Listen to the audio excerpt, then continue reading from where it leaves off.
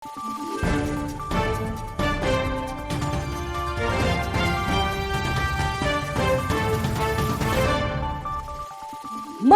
araw, Pilipinas! Ito ang Valiente News hatid sa inyo ng Office of the Vice President. Sinugot na ng OVP ang karagdagang puhunan ng isang mananahi mula sa Barangay Catmon, Malabon City para sa kanyang patahian. Narito si Brian Latasa para sa karagdagang detalye.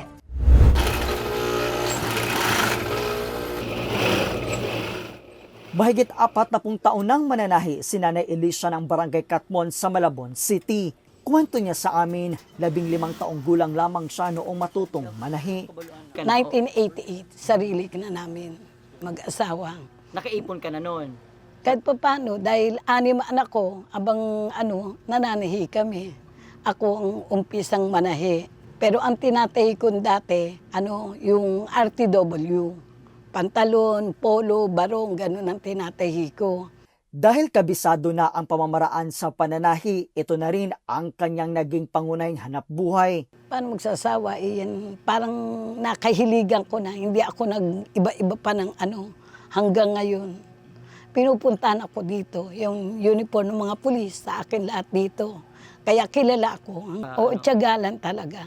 Kasi tiyagaan ka po. Minahal ko na yan eh. Ang dami kong tahi. Naging parte na sa buhay ko.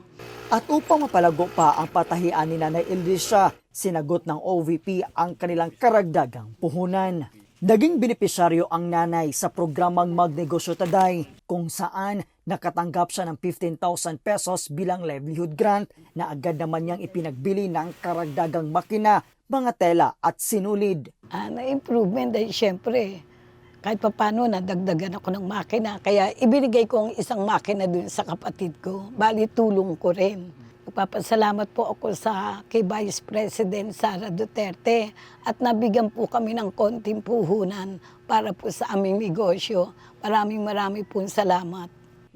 Katuwang ni Nanay Alicia sa pagpapatakbo ng kanilang patahian ang kanyang mister. Masaya rin na ibinahagi sa amin ng nanay na nakakatulong ang patahian upang matustusan ang araw-araw na pangangailangan ng kanilang pamilya.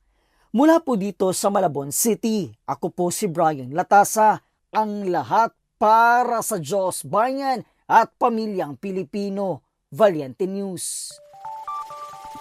MTD grantee mula sa Antipolo, Rizal, kumikita ng 3 hanggang 10,000 sa isang araw.